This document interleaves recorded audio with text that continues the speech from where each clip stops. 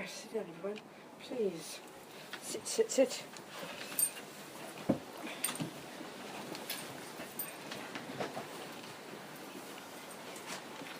Hi, really? Make sure we see each other. Yeah. I'd just like to welcome you. Better make sure we see each other first. Yep. Everybody can see each other? Come on. Okie doke. Good, alright. I'd just like to welcome Venerable Robina to my home to do this teaching on living radically, how to live with an open heart. And Robina's been ordained since the late 1970s as a Tibetan Buddhist nun, and we're all about to experience the clarity with which she teaches. So thank you very much. Okay. Who's behind the door? Nobody. Okay. Don't you want to close the door? Some people might come. Well, they can open it. It feels like, I don't know, feng shui keeps all nice and tight in here together. Let's see. Okay.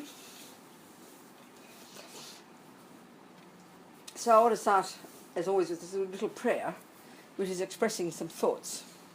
So it's sort of setting us in the right direction. The first two lines are for anybody in the room who already identifies with being Buddhist, so it's reminding us, kind of reiterating our reliance on the Buddha and his teachings. And the second two lines expressing an altruistic, like our purpose for being here. So that is to say, we're going to listen with open mind, which is what's being said, Buddha's teachings about happiness, suffering, life, the mind, reality, blah, blah, blah. Why is the point? Why is to see if there's some tools, practical tools to take, to use in our life, to help us to develop what for the Buddha is our extraordinary potential for goodness and clarity and wisdom and compassion, all the rest, which he says are our natural state. And that's for our sake, and then in turn, because we all live in this crazy world together, for the sake of others.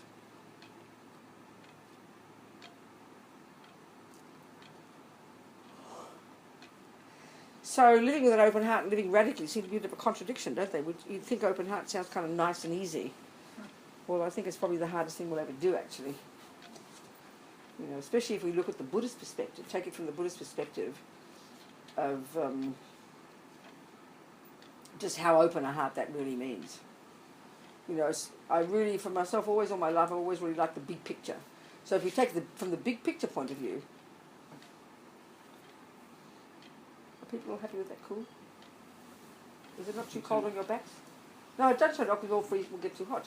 But it just seems to me here it's cool. Must be freezing on your backs. It's going up. No? It's not? No. So you're all happy? Yep. Yeah.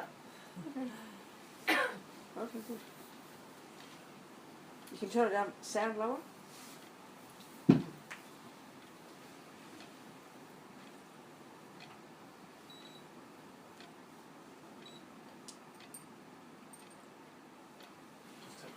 Okay, no worries.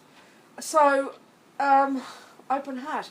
I mean, yeah, I just can't help but take the big picture point of view. I always find it's more powerful sometimes to look at extreme examples. And in Buddha's case, he's certainly extreme and he's certainly radical. Of just what he's saying we really can accomplish. What he's saying is possible, you know. What he's saying that we each have the potential to accomplish. I think radical is a great word. It really is true. So, you know, if we look at the way, so first of all, the Buddha's expertise really is not a joke. It's not a cliche to say that the Buddha's expertise is the mind, which means he's a psychologist, you know, quite literally. Which first of all surprises us because when we think of spiritual, you know, and fair enough, it seems spiritual. I just did a prostration, I just said a prayer. That sounds like spiritual, doesn't it? Then we don't tend to equate psychological and spiritual. It's kind of interesting. But really you could say that for the Buddha, being a spiritual person is a person who works on their mind and fundamentally changes it, which in his case means becoming becoming a Buddha. It's a Sanskrit word. Well, the Tibetan equivalent is very interesting, Sangye.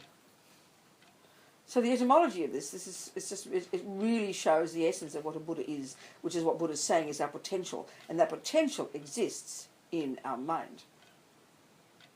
So the first syllable, sang, implies the utter eradication from our minds of stuff that we consider in our models of the mind and our culture, and we instinctively consider completely, totally normal. So much so that we would think we would be abnormal if we didn't have these states of mind. And what are they? They're the ones that Buddha would suggest, Buddha would refer to simply in his model of the mind as the so-called negative states of mind. And this is not a moralistic label. This is a technical label. And what are they? Stuff we know upside down and back to front. Anger, attachment, jealousy, pride, low self-esteem, fear, depression, you name it. Stuff that's utterly normal, nothing extreme, utterly normal as far as we're concerned. But the Buddha's findings, the Buddha's own direct experiential findings from his own experience in his own mind, working immensely hard, using this marvellous technique that the Hindus came up with more than 3,000 years ago, this concentration meditation technique. These incredible Indian masters and thinkers were the ones who actually came up with this, that the Buddha took and used to perfection to plumb the depths of his own mind, doing the job that he says is the job we can all do of ridding his mind of the neuroses, ridding his mind of all the delusions, which he has found to be adventitious.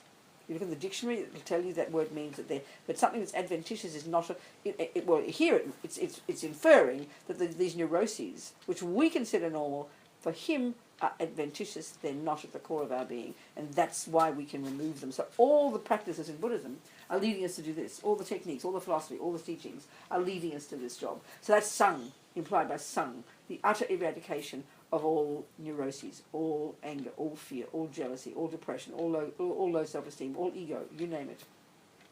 That already is outrageously radical. Speaking very simply like this, it's beyond shocking. The second gye implies the total, the development to perfection of the other stuff, what he calls the positive qualities, which we all know too: love, compassion, empathy, generosity, joy, forgiveness, these words. And Buddhist psychology is dealing with precisely this. I mean, it sounds so simplistic, doesn't it? It sounds really kind of interesting. It sounds simplistic. But this is Buddha's finding. Because Buddha's not a creator. He doesn't assert a creator. Therefore, Buddhism is not from revelation, which is how we think of spiritual. Buddhism is not some kind of, it's not just a bunch of interesting ideas that someone has got a vision of and you cross your fingers and hope for the best. This is the result of Buddha's intense hard work, over a long time, coming to this experiential direct finding. And then what his methodology is the presentation of all the techniques and basically that he used to accomplish this goal. He says every sentient being, every living being, every mind possessor, and the word in Tibetan is Semchen, mind possessor. Every mind possessor just naturally possesses this potential. It's at the core of our being. It's who we really are. So you could say then, for the Buddha, open heart is being a Buddha. Finally, that's the open heart, actually. But if we were to listen to and think about the qualities of a person who's eradicated all delusions and developed all qualities, it sounds beyond insane. Even just this statement is beyond insane. You go to some therapist. You ask your therapist, may I have methods, please, to get rid of all ego, all fears, all attachment, all jealousy, all anger, all pride, and have developed infinite love, infinite wisdom, infinite compassion, infinite joy for all sentient beings all the time. You'd be considered seriously mentally ill. Is it not a fact, though?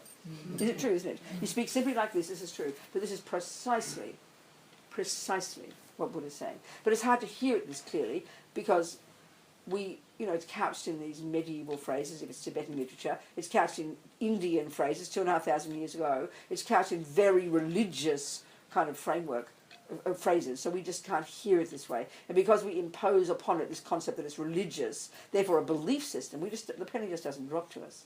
We just don't hear it properly, It's kind of interesting. So I'd suggest that's radical. This potential. And that's the real open heart. So, way to go to get there, But let's just look at look at the approach that Buddha takes. So first of all, I think what's totally interesting, I've been just thinking about this recently. When I was a Catholic, sins were the things that you did. Sins were the things that kept you away from God. Things were the things that God said you shouldn't do. So there were things that you did with your body and speech, but that we all know the sins were coming from inside here. And like we talk about the 7 deadly sins, envy, and these business, Well, this sounds like Buddha. Jealousy, love, compassion. And when we think of this stuff in our modern world now, we just think of these emotions. If it was coming from the Christian context, these are called sins.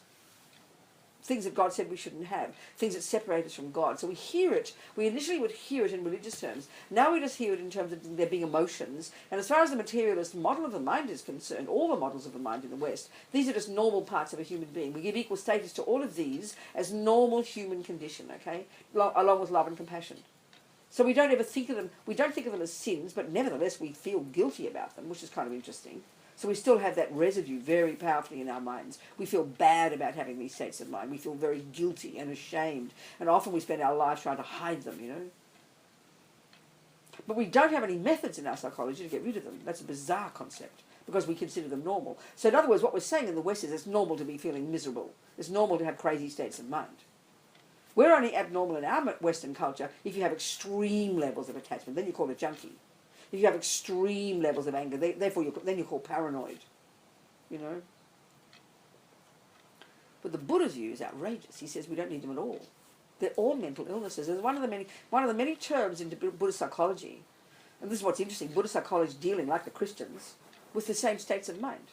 It's kind of fascinating. These Hindus. It was these Hindus, the Dalai Lama, I remember reading recently, it really opened my mind to this. It was these amazing Indians more than 3,000 years ago who were the ones who came up with this incredible approach to the mind. They were the ones who articulated. The texts that are studied in the Tibetan monastic university system now, both the epistemological and the psychological models of the mind are the same, are based upon the same, coming from these Hindus. It's more than 3,000 years old. And what they are, these texts, they are the findings from these amazing beings who developed this skill called concentration meditation that enables a person to plumb the depths of the mind that we don't even posit existing in our culture, much subtler levels of mind. If you were to see a mind, you see a person who's accomplished this single point of concentration, this super sophisticated, super disciplined, super powerful, subtle, amazing technique that enables you to go to these depths of the levels of the mind that, like I said, aren't even posited as existing in our culture. And secondly, states of mind that if you were to see a person who'd accomplished this concentration, they would look like they were dead. No brain movement at all. Because this view, coming from these Indians, they posit states of mind using these techniques which they've discovered that don't even exist, don't even depend upon the brain. In other words, the view of the mind here is that it's not physical. This comes from the Indians. They were the ones, as Dalai Lama said, who were the ones who first did this extraordinary investigation into the nature of self. But, look, who knows this? Most Buddhists don't know it. Most Hindus don't know it.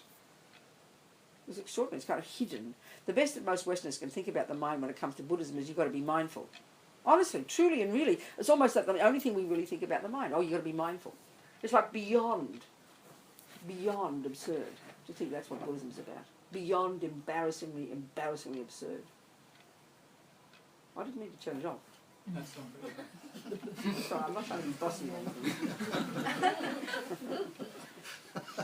It's still on. It's not a question of making me happy, all right? It's not a question of that. I was just sticking my nose in thinking it was a bit loud, but if it's not too loud, you do what you like. Just, excuse me. So I just find this incredibly interesting. And this is really what being a Buddhist is. So, we can say we're Buddhists, and we can talk about we like Buddha, we like this, and we like that, and we do our mantras, and we do our prostrations, we do this, and I'm a Buddhist now, and I'm blah, blah, blah. That's great. But they're only the tools. They're only the tools that you use to do this job of changing your mind. If we don't do this, then we're being a Buddhist, it's good, nothing wrong. You're putting good imprints in the mind for next life. But nothing much is going to change, I mean, there's this kind of nice story about Atisha or somebody, one of these famous people, and his disciple came up and said he just prostrated. He did his prostrations, and Atisha said, very good, I'm very happy, but I want you to practice Dharma. Oh, all right. So what will I do? Okay, I'll do my mantras. Oh, very good. It'd be nice if you could practice Dharma. Then like that, Oh, I did my visualizations. It'd be nice if you could. What he means by practicing Dharma, quote unquote, in Buddhism, is work on your mind. As Nami Yeshe says, when you begin to be a Buddhist, you start to be your own therapist because that's the job. That's the actual job when you begin, technically, literally, when you become a Buddhist, you're working on your mind. So clearly, first of all, Buddha doesn't own this stuff. It came from the Hindus. Clearly, good Christians will work on their minds. Anybody, good communists will work on their minds. It's not as if Buddha owns this. It's just that Buddha runs with this. That's his trip. And that's his expertise. You know.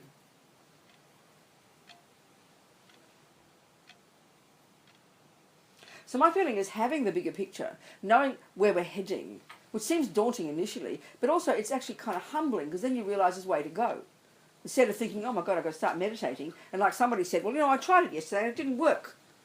I mean, that absurdity, you know, you walked over to the gym and you didn't change overnight. So if you have that expectation, and this is a very commonest response when people start to work on their minds, you just think you're getting worse, you're getting more miserable, I'm motivated. Or then you feel guilty, oh, I'm attached, I see my anger, I see my attachment, I'm so bad, blah, blah, blah. We walk around with this pathetic self-pity, you know.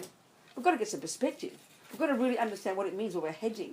Long-term, please, long-term perspective. Then you can kind of relax on the way and enjoy the journey, you know. Not kidding. Because what Buddha is suggesting we can all become, which is our natural potential, is beyond insane.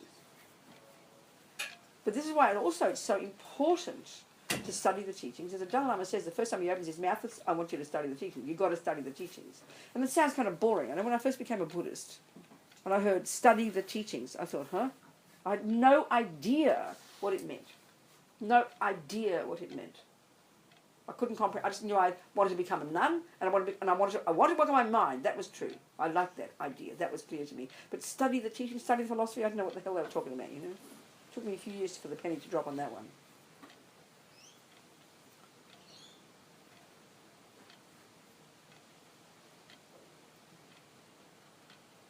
So an open mind, even speaking simply, what would it look like? How would it be? Or how would you feel? What would be going on in your mind to have an open mind? Well, that would be a mind, even relatively, that's less in the delusions and more in the virtues. A person who's done even a bit of work on their mind has lessened the delusions and is growing the virtues. It's this very simple kind of relationship between these two. Because the extent to which we can't be loving and open and peaceful and kind and stable and joyful and happy and forgiving and compassionate is the extent to which we are caught up in attachment, anger, jealousy, low self-esteem, blah, blah, blah. There's this utter opposite. They're contradictions, these two states of mind. Rather than in the West, they're kind of like equal status. You know? For the Buddha, they're exact contradictions.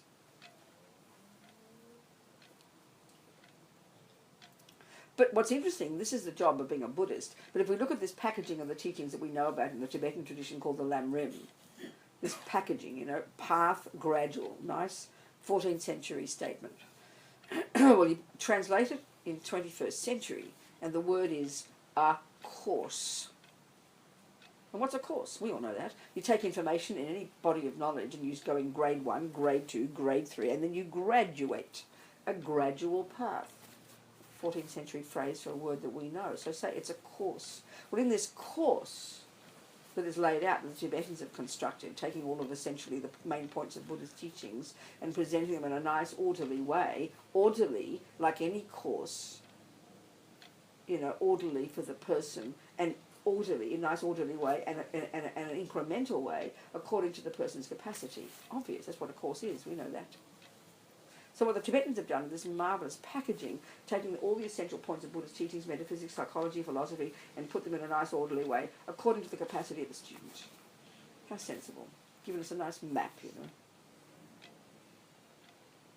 So you could say when you really begin, you could sort of, it's not quite literally true, but I'm sort of saying it in this context here about being your own therapist. You only really start to really seriously be your own therapist when you enter into high school, which is what they call the second scope, the middle scope of practices.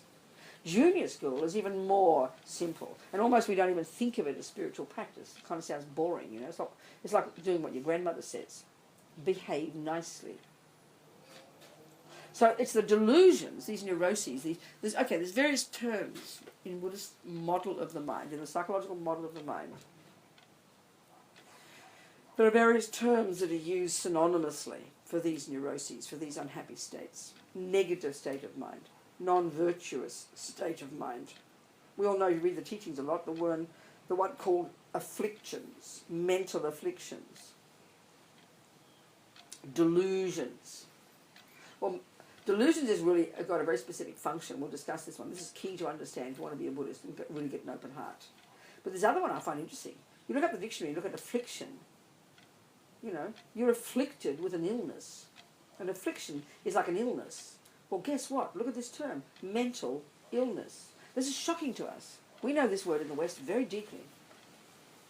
You know, poor old Buddy. He's got a mental illness now, hasn't he?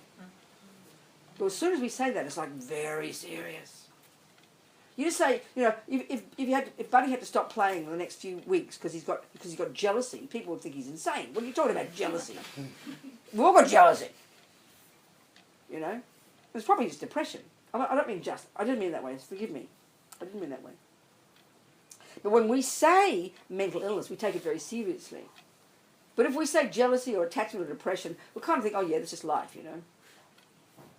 But mental illness, and this is my point here. Buddha uses that phrase. But it says mental affliction. We go, oh yeah, affliction, afflictive emotions, affliction. We say the word like, you know, affliction. Who bloody hell uses affliction? We don't talk like that in our culture. We say illness. So I like to say mental illness, and this is the point that's kind of shocking. This is what Buddha's saying. We're all mentally ill. Really seriously, you know. It's got such a powerful phrase. It's got such powerful meaning, that word, mental illness. We're all mentally ill. It's just a question of degree. And his view, I think, of sanity is Buddha, basically. That's when you finally become really open-hearted and really sane, when you finish the job. That's perfection. That's Buddhahood. That's normal. It's like his baseline, his normal is perfection. And this is a shocking idea, but really gives you a good framework for understanding where Buddha's coming from. And therefore, instead of, oh my God, it's so terrible, how can I ever do that? Rather than that, go, okay, time, way to go, baby. Way to go. Patience, humility, constant. Get the techniques, do them gradually, and eventually the results will come. But it really puts powerful meaning into it when we hear the word mental illness, and I mean it literally.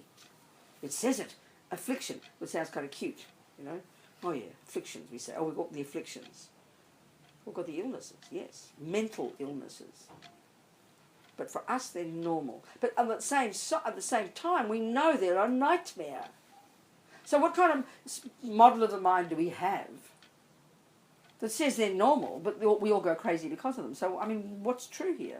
We ought to look at it. And I think we say they're normal because we feel so bad calling them a sin. Because then we have all this guilt, you know. And this is why the Buddhist view is very, very interesting and very different. And I think it's so important to understand the Buddhist approach, you know. Because this gets right down to the meaning of sin, good, bad, morality, immorality, this kind of stuff, which is very emotional for us. And we've got religious overtones. If we look at all our psychological models, we never would use the word morality or ethics. That sounds like forbidding, you know. We're talking about feelings and emotions, which we're all somehow allowed to have. Because we can't bear to say you shouldn't have it. That sounds too forbidding for us. And I think it's because we have this dualistic view, which is a mistaken, I'd say a mistake, is a neurotic interpretation, or a neurotic example of, for example, the creator concept. And I'm not being critical here. So I always quote this. I asked my Jesuit friend, my Jesuit priest friend, what is a sin by definition? By definition, he said, it is doing what God said not to. He said there is natural law, but the real one is the fact that God said not to. So if the universe is this way, and if there is a person who is the boss, the creator, if this is true, then this is totally appropriate. And any good Christian or good Muslim would take this on board and would happily want to do God's wishes because you want to be rewarded by God, because God's the boss, he has the power. So then you must want to not sin because you don't want God's punishment, and you must want to be good because you want to be rewarded. This is the whole philosophy. This is the actual philosophical position. Now, if you're a materialist, actually it's the same. My mother says, don't do that. And when I say, why not, we know the answer. Because I say so. This is our view of what we think of as morality. And so therefore, or if it's not mummy, it's daddy. If it's not daddy, it's the judge, it's the police, it's the they out there, the government, somebody. And you know, we can all see we have this resentment that somehow this information is, or what morality is, it's a series of instructions imposed upon us by some other being up high or somewhere. So if we really don't like that, we become paranoid, and then we have conspiracy theories, you know. They. Is it not? Is this not how we are, you know? So we have this, it's like a minefield for us to talk about you shouldn't be angry, shouldn't be jealous, shouldn't be depressed, shouldn't have low self-esteem. Because, you know, very straightforward in a way, the way Buddha talks. But his view is not like that. His approach would be, if you discover you're angry, you should have compassion for yourself, because it's harming you. Not because you're doing what Buddha says you shouldn't do. This is completely mistaken. And no one has to teach us this. Your Jewish mummy or your Catholic mummy don't have to teach you to be guilty. We know about guilt because guilt is internalized aversion, internalized criticism, internalized judgment, internalized anger, and we automatically do it because we've got this neurotic view of the world, Buddha says. This philosophical position of, you know, morality imposed upon us, this dualistic view of good and bad, that someone's imposing it and therefore someone punishes and rewards. For the Buddha, there is no concept like that. What he is saying, he says the same as Jesus. Don't kill, don't lie, don't steal. He says the same as your grandma. But not because he says so. He's like a doctor. You go to your doctor, she says, don't smoke. Why not? Well, because, sweetheart, it'll give you cancer. Thank you, doctor, you're so kind warning me. Not, who do you think you are telling me I'm going to get cancer? Who do you think you are? How dare you be so, you know, tell me what to do.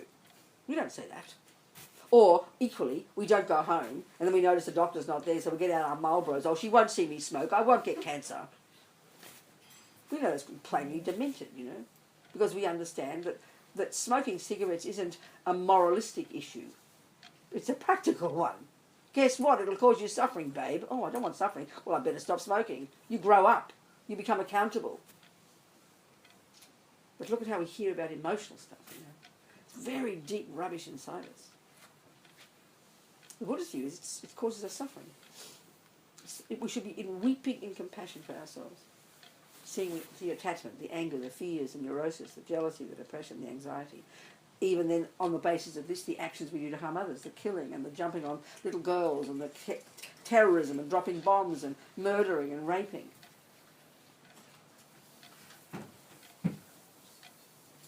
We should have such compassion for ourselves, you know, because that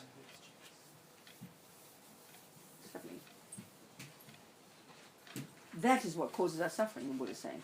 But that's really hard for us to hear. Many years we're a Buddhist, how often? And look at the guilt we have. Look at the shame that I'm bad, I shouldn't be this way, I've got so guilty, blah, blah, blah, blah, blah, blah. We never stop.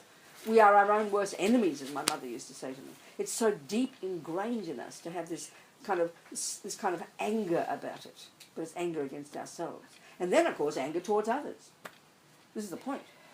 So if you can't have compassion for yourself because you're attached and neurotic and want to stuff the cake in, how the hell can you have compassion for the pedophile who wants to jump on little girls? Of course you won't have compassion for them. You'll have rage for them. You're starting with your own rage. This is the terrible suffering. You know, and all Buddha's saying is this is the stuff that makes us suffer. It takes us so hard to hear that. You know. So we've got to don't just believe that. We should look at the logic of it and unpack and unravel these states of mind. You know. And then because they're going to be a while before they go. I mean, to develop the fully open heart, the way Buddha's saying, long term, that's countless lives. Don't hold your breath, please. So if we know that, we can be humbled and know it is an incremental, gradual, slow process, and be very content with that process, not expecting magic overnight, you know.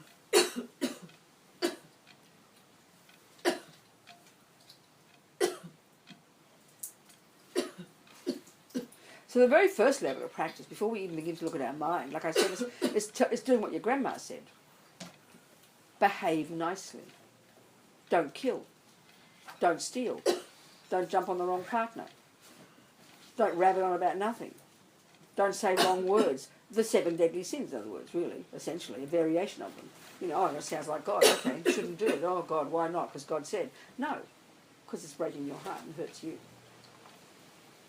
But we can't hear it this way. We just can't hear it this way. You know? But the first point is interesting, and this is really important to understand if we're trying to be Buddhists. We've got to be very clear, logical. The first point. For Jesus and for Muslims and for on the creative religions, killing is wrong. Why? Because God said.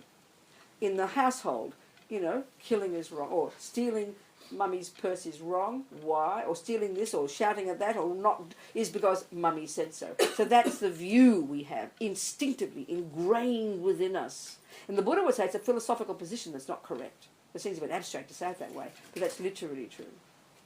So, the first thing we've got to do then is try and change that definition. We've got to try and change that definition. And that takes time. But we don't tend to do that. We just go, oh, I've got guilt. Buddha says, shouldn't be angry, shouldn't be depressed, shouldn't be jealous. No, we'd have all this squirming inside, this terrible self-hate and unhappiness. We've got to be very clear about it. We've got to learn new ways to interpret it. If you're trying to be a Buddhist, you learn Buddha's way. You don't have to. You can use Jung if you like. We're talking Buddha in this room. His view. Very precise view. Very precise. We all have the same words, so we can mistake them for thinking, we can be mistaken and think we all understand them. We all know the word love. We all know the word anger. But everyone in this room would have a different definition. You better be clear about Buddhas, So, okay, but before we even get to that, to be our own therapist, we've got to get to junior school first. And why would that be? Why would I have to learn? Why is Buddha suggesting that I stop killing, stop lying, stop stealing, stop jumping on the wrong partner? Why would he suggest this? It sounds so forbidding. It sounds just like a sin, It sounds just like Jesus and everybody else. What's the difference? Why should I? This is where heavy in the West. We would hear this is so heavy. We can't bear the word ethics and morality. Don't do this. We're so scared of all these emotions. Why would Buddha suggest not to kill, not to lie, not to steal, etc.? Why? What's his logical reason? Not just an emotional reason. Oh, because it's wrong. Why is it wrong? Oh, I don't know. We're so vague about it. I mean, we're like children. Well, first of all, he defines a negative action, or the Christians would call it a sin, not as a doing, not doing his wishes. No, that's nothing to do with him. He's just a messenger like a doctor. He says a negative action, by definition, this level of negative actions, the ones that relate to other sentient beings, because there are 10 of these. His first entry level for a Buddhist, entry level junior school, entry level, is to abide by the 10 non-virtues. That's what it says. Well, it's like just a checklist of 10 things that is Buddha's advice for a person who is attempting to do this job of becoming a Buddha. First level is refrain from doing the first 3 are actions of the body, and the next 4 are actions of the speech. And the last 3 are the actions, because the word karma means action, actions of just the mind. So that, we'll go into those in a second. But the first 7 are related to other sentient beings. So in this context, a negative action, by definition, is one that harms another. Not an action that Buddha says you shouldn't do. That doesn't define it at all. Buddha's not the boss. There's no boss in Buddhism. You are. He's a wise doctor, that's all. Literally. Not being cliched. So then we've got to ask, what do you mean it's a negative action? Well, guess what? Do some market research in this room. Do you like being killed? You like being lied to? I'll get my survey board out, Like being killed, lied to, punched in the nose, stolen from, bad-mouthed. We all know the answer. Look at the dogs, they're the same. Look at the worms and the ants, they're the same. You can tell by their body language. They don't like being killed, harmed, their food stolen. It's a no-brainer. Well, guess what Buddha says? That's how you define it as a negative action. It's a natural law. It's a convention. No one made it up. Use your noggin and observe, and you can deduce sentient beings don't like being harmed. I mean, like, duh, That is what a negative action is, according to the Buddha, at this first level. So he says then back off from it, but you've got to ask the question, why? And we'll think the answer is because it harms others. No, not yet. That's too advanced. That's university. That's the compassion wing. That's the great scope. That's too advanced. Guess what, Robina? I suggest you don't kill because, honey, it'll harm you. We just don't think this, you know. In other words, all Buddha's saying is the essence of his view called the law of karma, which he says is a natural law. He did not invent it. It was not revelation. He is not speculating. He has observed this to be reality. He's not asking us to believe him. He didn't make it up. He's observed it.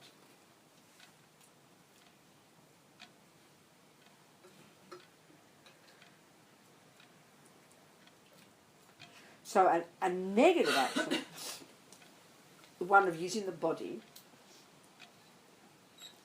there's a mouse in my kitchen, okay? So the Buddha, okay, this law of karma, okay. So what the Buddha's saying is this, what he's observed is this, that every millisecond of every second of any mind, the mind of an ant, the mind of a dog, the mind of a human, as well as other beings that we can't see, these mind possessors, every millisecond of what their mind is doing, and then indeed on the basis of this, some of them, what the body and the speech do, on the basis of what's in the mind, this is called creating karma. Karma means action.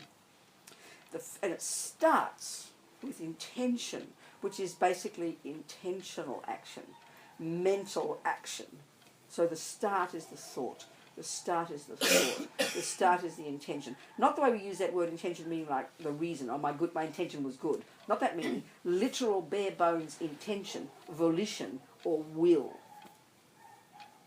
If you see me stand up, turn left and walk out the door, you can deduce logically that there was a thought that said, I will walk out the door. I mean, it is not rocket science. And I guarantee you, if that thought doesn't arise in my mind, my legs will not pick me up. Everything comes from the thought. Lama Zopa Rinpoche puts it as everything exists on the tip of the wish. This is the Buddha's deal about karma. And what he's saying is, every millisecond of every thought, and there are trillions of them, we don't know 90% of them, we're not in touch with 99.9%, we just live on the grossest level of awareness. Every millisecond of whatever goes on in our mind, every millisecond of what our body and speech do on the basis of what's in the mind, even though most of that's instinctive as well, has, first and foremost, has consequences for me. Because every millisecond of these is sowing a seed in my mind, necessarily, that eventually will ripen when they meet these seeds, when they meet the appropriate conditions further down the line in this continuity of consciousness, when they meet the appropriate conditions, they will ripen as in various ways, my experience basically. So literally in this sense, Buddha often, Dalai Lama says, it's like self-creation. He is saying, Buddha is saying, we all, each sentient being, each dog, each human, each animal, each other kind of whatever there is, each of us every millisecond is one, experiencing the fruits of past programming of our mind. It's a great analogy, programming. And every millisecond we're sowing new ones that will produce down the road our new experiences. So in one sense we totally understand this. We call it learning. If you sit there every day, go to music classes, learn all the theories, memorize the theories, fill your mind with brand new thoughts called musical thoughts, we know that's where it starts. Then you go home and you put your fingers on the piano and you start to play the music.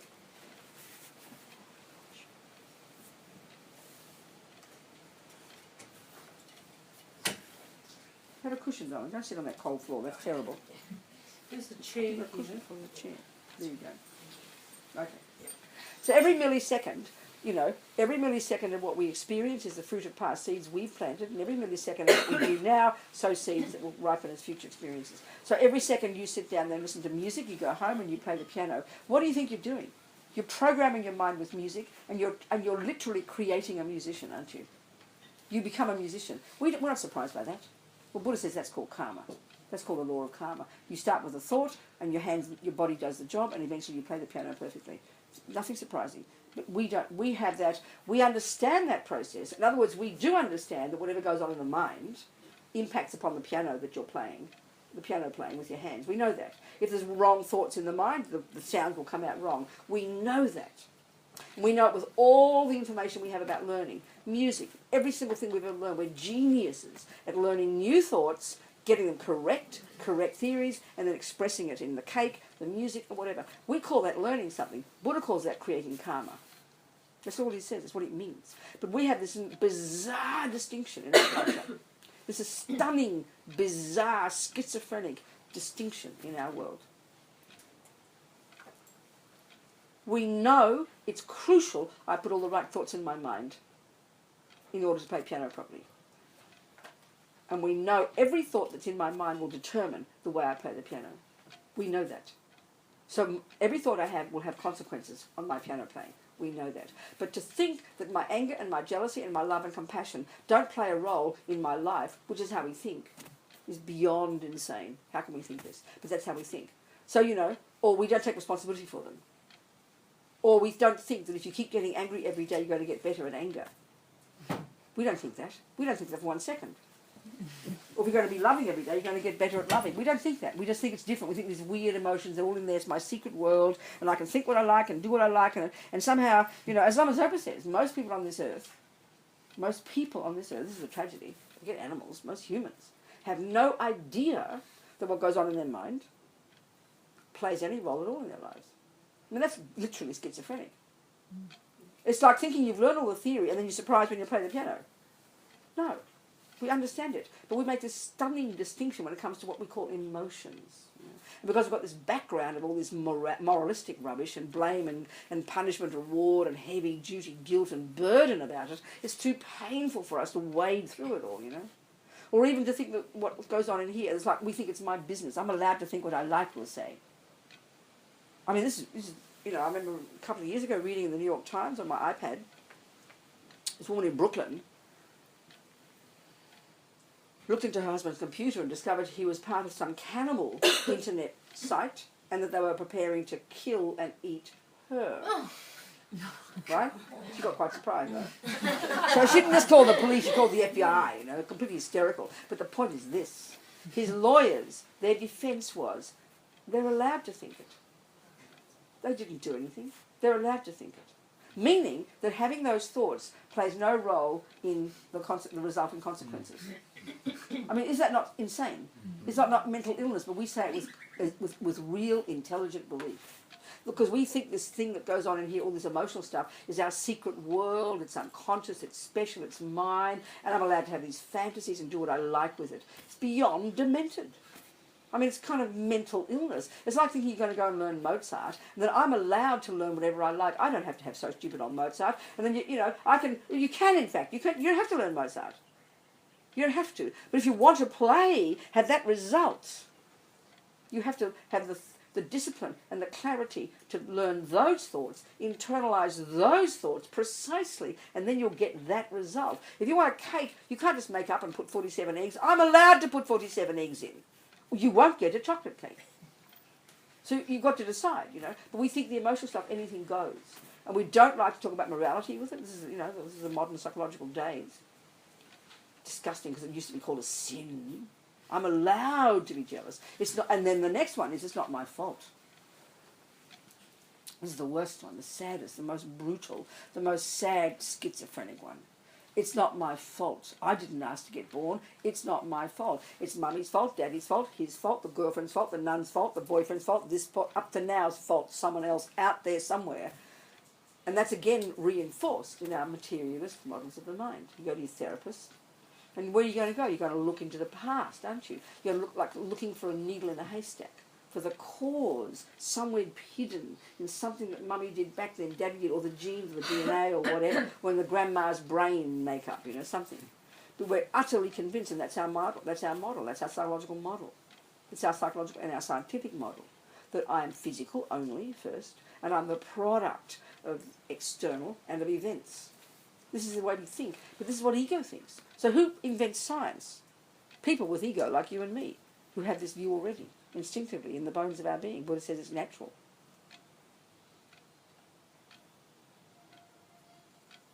It's a minefield, So what Buddha's saying is, these are painful states of mind that are not at the core of our being, and therefore can be removed. This is his insane, I have to say it this way, outrageous, radical state. But we hear these words, nirvana. Oh, wow, I'm going to get nirvana, you know. Holy God in heaven, what do you think it is? Not some bloody place like heaven. It's the word you can use to refer to your mind. You've done this job, the first stages at least. You'll be this stunning being. And we're talking the mind, not some secret place called a soul or a spirit. We're talking your mind. It's so kind of practical, you know. So to even hear Buddha's teachings practically is so hard for us. Because we think it's belief and mystical and well, all this stuff, you know.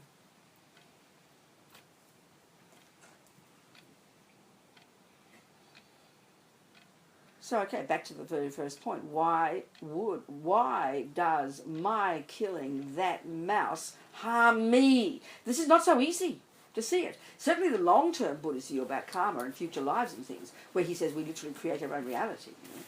Not just now, but in the future. And that we now are the product of our past handiwork, not anybody else's. This is a cosmic concept for us, you know? How is this so?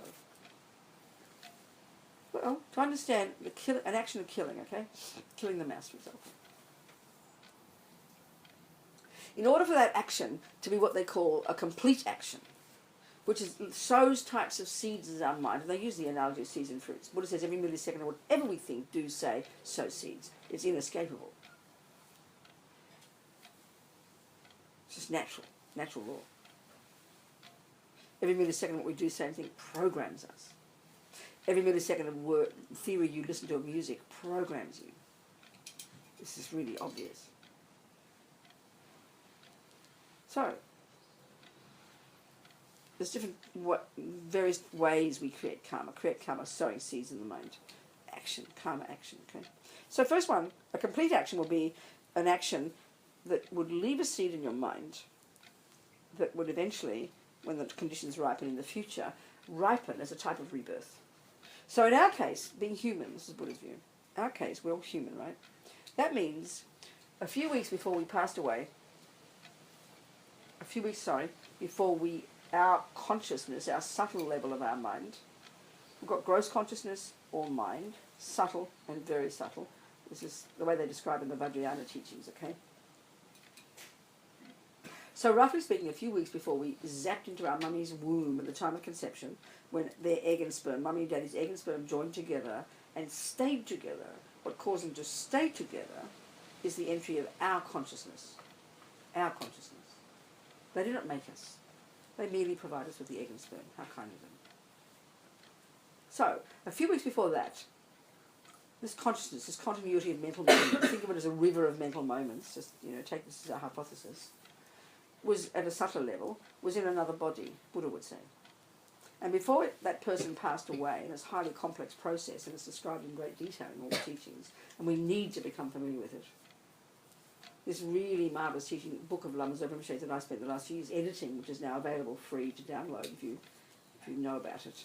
Called, well, it's Wisdom Publications is publishing it later this year, and they're calling it How to Enjoy Death.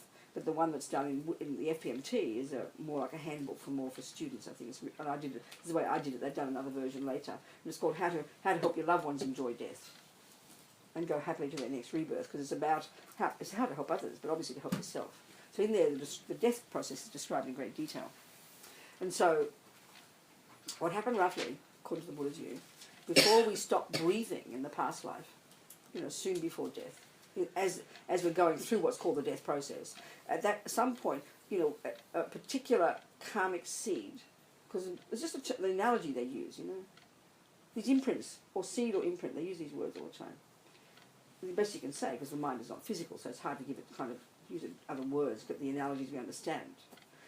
From strong practice of morality, this one of non-killing we're about to talk about, strong practice, a strong tendency, a strong programming of our mind in the practice of morality, conscious, intentional, non-harming, non-killing, non-lying, non-stealing, bare bones junior school practice, not talking be your own therapist yet.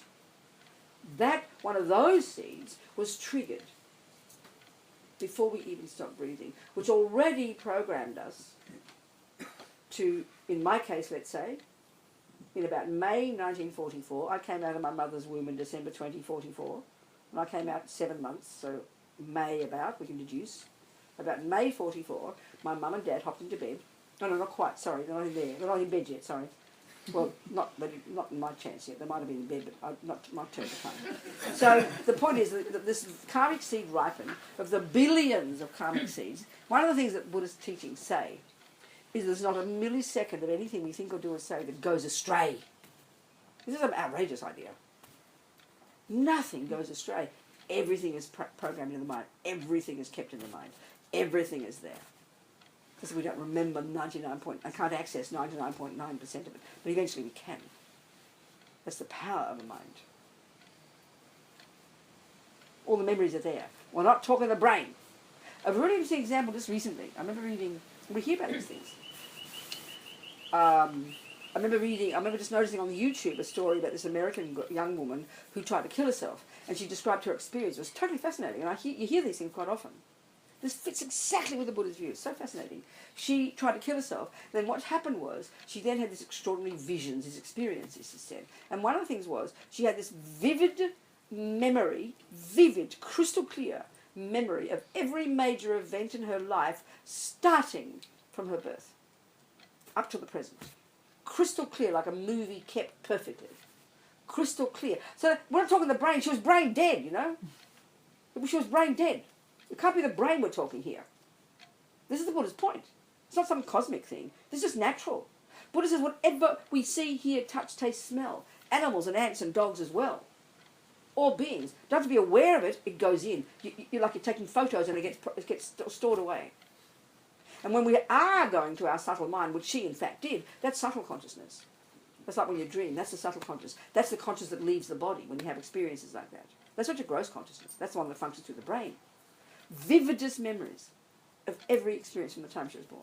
But the extra bonus piece, which is not about this point, but it's another point, it's outrageous for me, it was marvellous. She said that every one of those experiences was because she was depressed. Her mummy left her when she was young and she was always depressed, always felt burdened, had to be the mummy to the kids, the sisters, the brothers. She got married, she had babies, always depressed. Seemed a very nice person, but always depressed, so she tried to kill herself. And the other point, this is what's so stunning, these vivid memories, but she said every one of them was from the other person's point of view. In total empathy. Isn't that amazing? That's stunning, you know. Anyway, the point I'm getting at here is the Buddha's view, and this seems to reinforce that nothing goes astray. Nothing. So we are lugging along, as Buddha says, countless trillions of memories of past, imprints of past actions. Nothing we've done in countless lives has gone astray. It's all there. You know. So, this karmic seed was triggered from one of the billions of karmic seeds we lug around with. So I kind of use the analogy of bank vaults of karmic seeds, you know. We're running out of chairs, aren't we? No, there's still one here. Okay. So anyway, I'm talking a long time here. Maybe we need a break. Now, we need a break yet, or what? 15 minutes. Oh, is it scheduled, is it? Oh, but you can't. Very sensible. Okay, so you're okay, people? Yeah. Yes. You're not going to sleep yet? You're not bored? No. Okay, good. So, So the time it's about, you know, what I said, a few weeks before, May sometime, 1944, I was going through the death process, this past person, and this particular karmic seed of morality, of virtuous karma, non-killing in particular, but Lama Zopa says probably practice in the context of a spiritual path, and more likely practice in the context of keeping vows of morality, which give a rocket boost to the practice of morality, make the imprints go in very deep. That's really Buddha's deal about vows, you know, it's very powerful. So this particular karmic seed was triggered, that already is programming me, and I haven't even stopped breathing in the past life yet, is programming me to go to Agnes's womb. Agnes Bliss, she's called. She married my daddy, Teddy Courtin. I was called after my auntie, Robina Bliss, who then proceeded to marry Stasis Akuchauskas. You're supposed to laugh. She became Robina Akuchauskas. We always thought Bliss was a stupid name when we were kids. It's funny, isn't it? Anyway, my mummy, Agnes Bliss, was in bed with Teddy Courtin, and then this is already programmed. They knew nothing about it. They're up there having their breakfast, having fun, taking care of my older sister, Janet, thinking she's at the Ants fans. But it's already programmed. Karma already determined, you know. And at the same time, what would have been triggered at that millisecond, as I stopped breathing, with that main seed to become Robina, the other karmic seeds would all have been triggered, trillions of them, that would then ripen in what they call my experiences similar to the cause, which is all the way you're seen and treated by others. We can see in our lives, can't we, that we're very social beings. The whole universe is, animals are, creatures are. In other words, we have strong history with each other, you know. And we have good history and we have bad history. Look at the world. People harm us and they help us. So that second two, there would have been all these karmic seeds, starting with determining which parents. Starting with the parents you get, your siblings, the next door neighbours, the way your mummy and daddy treats you, the way the Catholic nuns treated me, the way the people in Murrumbina and down the road, and the people who did this to me in the train, and that person did this, and the good things, and the bad things, and the later the rapist, and the blah, and the person who gave you things. Everything up to the second. The experiences. The karmic seeds that would produce my experiences similar to the cause, meaning the good ones, the fruit of virtues, and the bad ones, the fruit of non-virtues. My seeds that I planted in relation to those sentient beings. Karma's personal. At the same time, simultaneously would have been triggered all the millions of seeds that would ripen as what they call actions similar to the cause. My tendencies, my personality. Whether you're Hitler or Mother Teresa, the parents have got nothing to do with it. They're not the product of their parents. And they are not the product of a superior being. We're the product, the handiwork of our past. Buddha says we create ourselves. So these would have been all my tendencies, my personality traits, my anger, my kindness, my this, my that, whatever. I've been good at football, music, whatever. All your personality traits, all your characteristics. All of these seeds triggered right here now. And the fourth one is called environmental karma. The way, the place you're born, the country, how it impacts upon you. If you've got healthy body, unhealthy body, the food is lousy, the food is good, the weather's horrible, whatever the environment is. All of this triggered. This package, prepared, programmed, before you even stop breathing when you're afraid. We literally create ourselves. Except the tragedy is we don't realise it. We're looking around who to blame, you know. The Buddha says it's here. For all the good as well, you know. So we don't get a break in the coffee shop? Huh? We don't get a break in the coffee shop. That's all happening straight away. There's no sort of... Oh, there's no space, babe, no. Until you realise emptiness, there is not a millisecond of space. No break at all. Because delusions are so rampant. So, there's already programmed, so then hopefully the rest of the time the death is nice because you've got good people around you helping you die nicely. And then you stop breathing, and then you go to the subtle level of mind, then you get to the very subtle level, and then eventually that very subtle level of mind leaves the body, then you wake up into like an intermediate state, which is like a dream state, and then comes along May, whatever, Teddy and Billy hop into bed. Then I see them and I run like a magnet. Next second, zap, into the womb. Off we go. Off we go. You know. So, okay. So there we have now. So we're now going to look at this action of killing a mouse. So one of the ways, so in order for an action to be a complete action, that will be an action that will produce another type of rebirth. In this case, it was a non-killing karma. Okay, let's use the example of non-killing. It's a good one, said. So let's just say an example of a non-killing karma. Let's have the mouse in our kitchen, my kitchen. And we're going to look at an example of a complete refraining from killing action. Refraining from killing. Because a virtuous action that is the one that triggered to cause Jesus to get the human birth was a non-harming action, nourished by virtue and practice and vows and everything. So a non-harming action, especially non-killing, is very potent. Equally, killing is very potent. Let's say I've got a mouse in my kitchen. Okay, a complete action of non-killing would look like this. There first have to be, and that would be the type of seed that will ripen in the future as many types of good rebirths. Okay, so there's a mouse. So the 4 points that have to be in place. The first one's called the object, and that means a living mouse has to be there. That's the first one, A, 1. 2 is generally known as intention, but it's got 3 bits.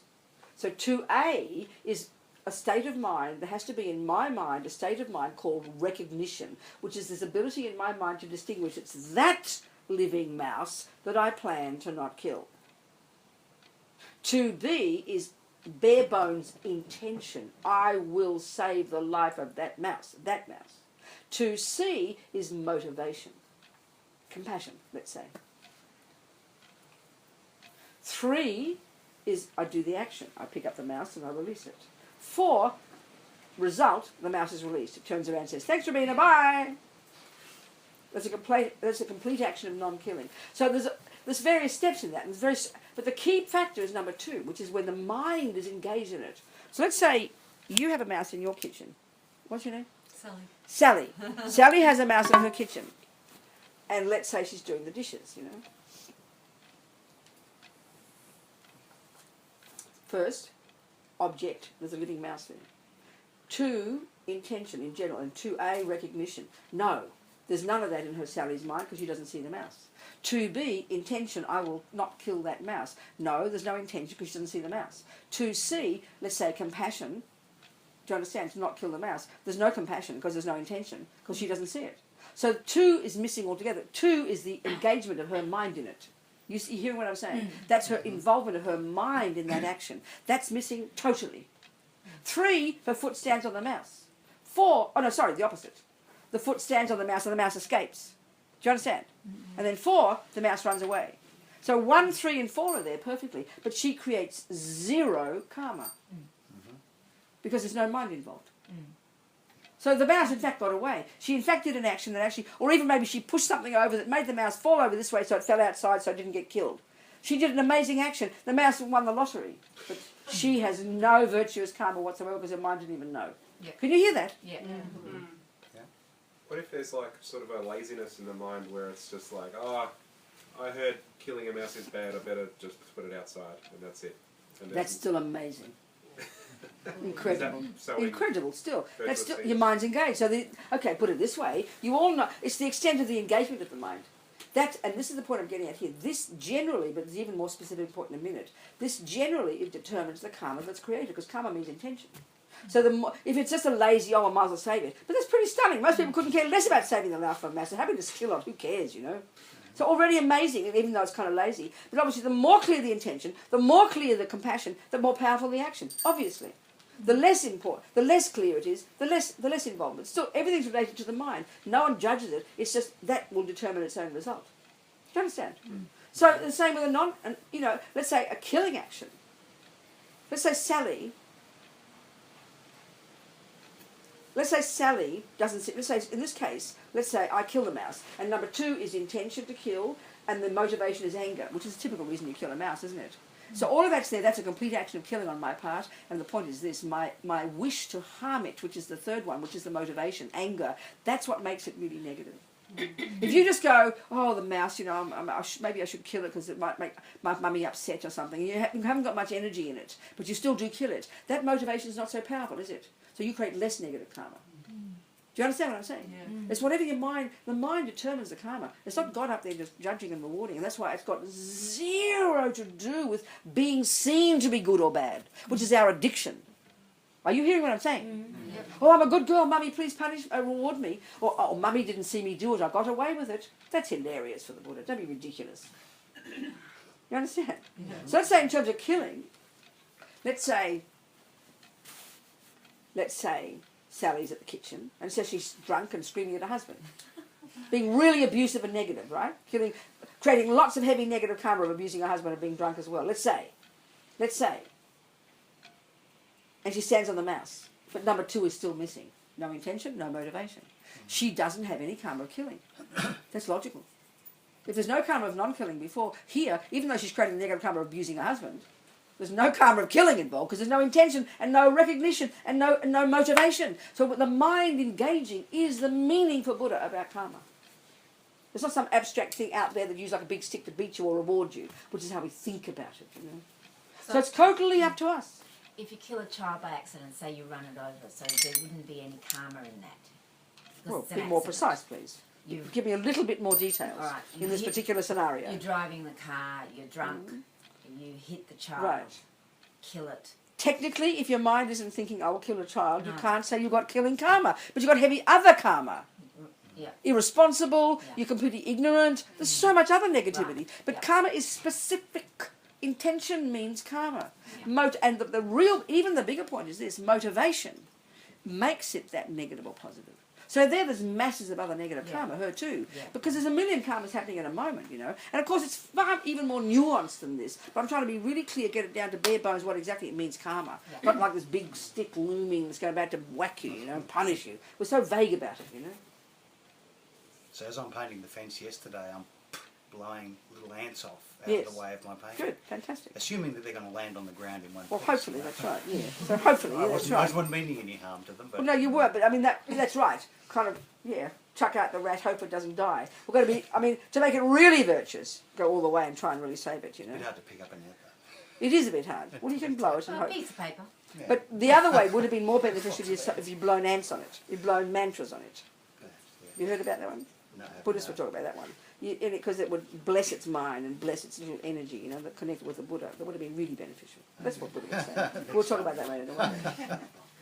You can maybe turn up high now. Come on. Don't you notice? You're supposed to be noticing. What's the temperature like? Quite sweaty Yeah, and it's hot. warm now, yeah. Sorry. Just turn up high. Yeah, it's pretty good. So listen, it's dinner time. Okay, any questions first? A few questions. I haven't even finished this little scenario here yet, but never mind. So any questions so far?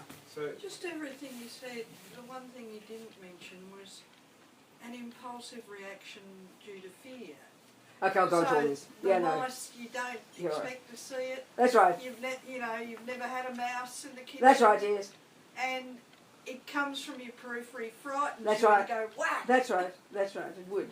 But if it were your poodle, you wouldn't do that, would you? You'd be so careful not to hurt it. So it really is, fear often is based on aversion, anger, isn't it? Oh my God, it disgusts me. Oh, I mean, okay, we have heard of a mouse. It's rare not to know about a mouse, isn't it? That probably could be there too. But it's so subtle. There's so many things. But in general, okay, even this one. I'm talking away, we're having a chat, being friendly, and then I feel a tickle and I go like this. All without a blink. Those 4 actions are all there. 1, there's a mosquito. 2, intention. 2A, recognition. I recognise in my mind, right there, that second, it's a mozzie sucking my blood.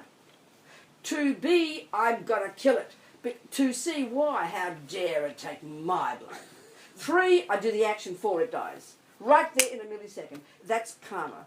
But it's programmed so strongly in us, and that we suggest would be similar to that one. So much of the stuff we do is instinctive. But the Buddha would say it's only instinctive because we've done it so often, we're used to it. And it's still negative, even in a way heavier because of it, because it's so instinctive. But because the point is, I mean, I remember, I always tell this story, a friend of mine is a Buddhist, she was telling me about it, the little boy was 3. She was taking the lice out of his head, and he's crying with compassion for the lice. She hadn't taught him this. Mummy, don't hurt them, it's their home. Please leave them alone. He's doing everything in his power to stop her harming the lice in his own head. That's kind of interesting, isn't it? So that you'd say he's born into this life with instinctive tendency to not harm, and not only that, but compassion as well. And all his life he's never killed a living being. So this is the Buddha's view. If we program ourselves in non-harming, non-killing, it doesn't go astray. The Buddha's view would be we bring it to us next life. You know, we program ourselves very nicely, we carry on getting the result. Do you understand? Any other questions before we have a break? Somebody else had their hand up. you already answered it. Oh, good. Okay, very good. Okay. Yes, we have. Can I ask how that would apply in the case of things like abortions? Well, okay, then there it is. What is okay? What is an abortion? Are we assuming? Are we agreeing that an abortion is a human being in there? I suppose it depends on what time. No. Well, I mean, this is the point. So we take the Buddha's view. It's a human being from the first second of conception, when the egg and sperm come together. It's not a viable one, but you know, we're not viable. If we don't eat, we're not viable. We've got to have many things to support us, even if we're old. You know. So from the Buddha's view, technically, it's a human being from that second. So okay. I mean, I had an abortion when I was 23. I know all about it. So then, okay, I'll tell you my case. It was interesting because often, I mean, when I was 23, I got pregnant, and I knew I got pregnant that second. I knew it was crystal clear in my mind when I was with this boy. Whenever I was a hippie, and I was a serious hippie, I had lots of sex. That's what hippies do, isn't it? In London in the 60s, and in Earl's Court. It's so cliched, isn't it? I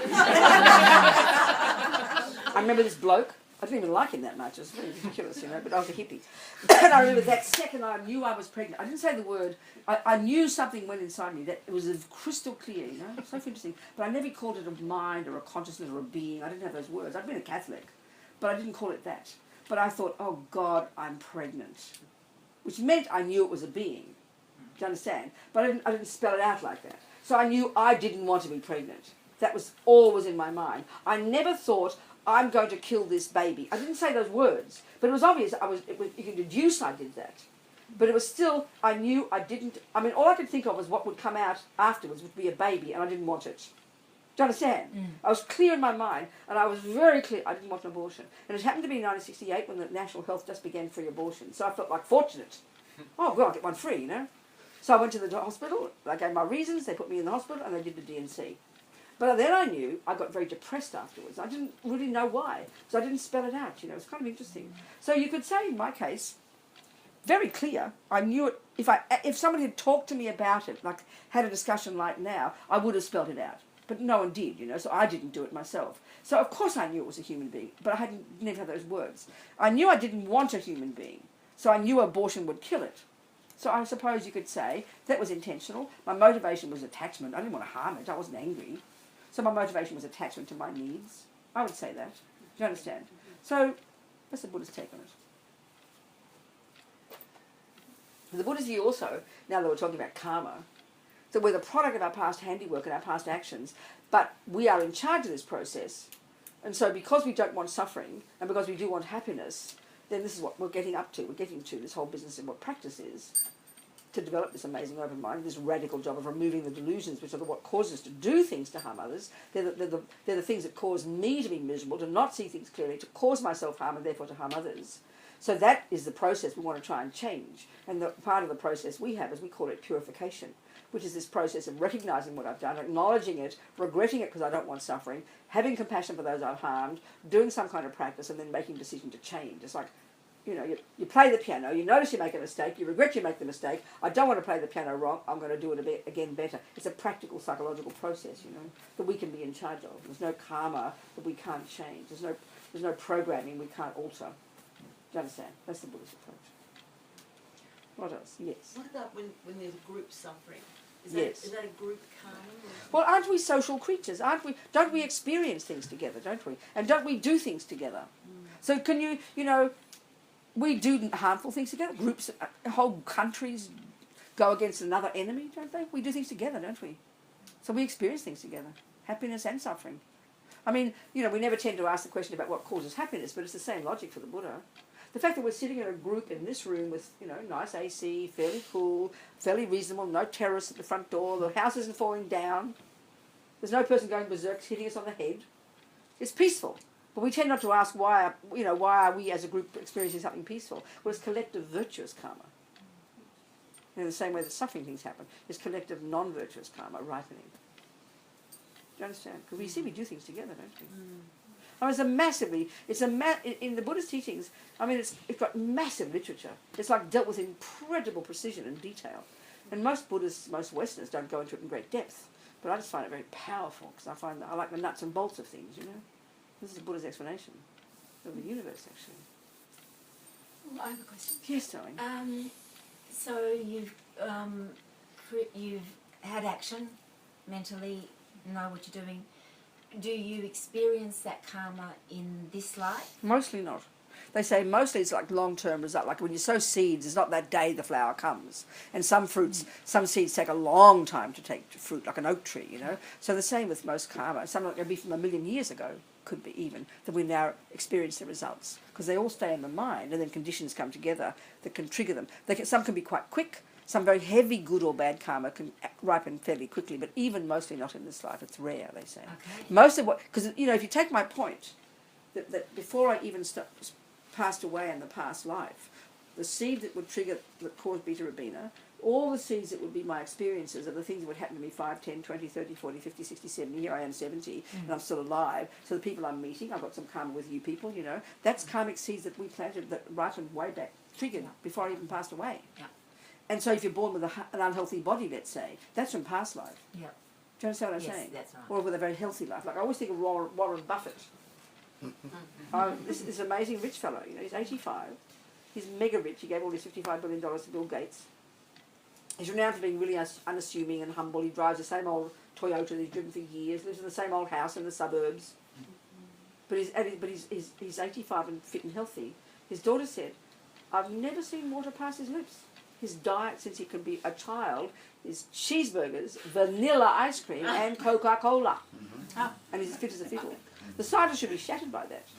Or it just completely denies all the logic about eating well, isn't it? Or the Buddhists you'll be here have really good non-killing karma, really good non-harming, non-killing karma, and that's causing him to be alive and perky and the food to nourish him. Yeah. Which is interesting, isn't it? Yes.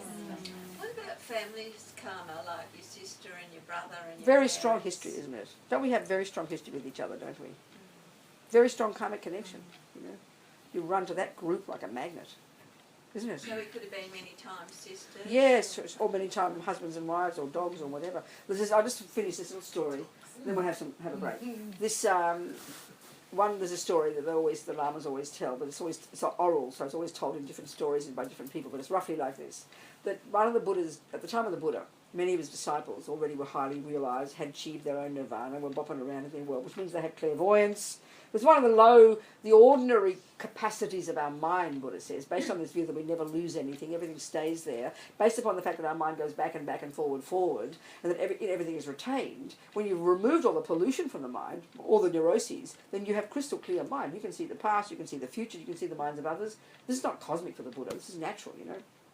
So there's one of his disciples called, what's his name, Shariputra. And they're doing their arms round. They go around with their begging bowl, begging, you know. He pokes into one village house and he sees there this. He goes, what a farce samsara is. The son nurses his enemy, eats his father, kicks his mother, while she eats her husband's bones. And what he saw was a man nursing a baby. The baby was the reincarnation of the bloke down the road who'd raped his wife and whom he had killed. Now it's his little cutie baby.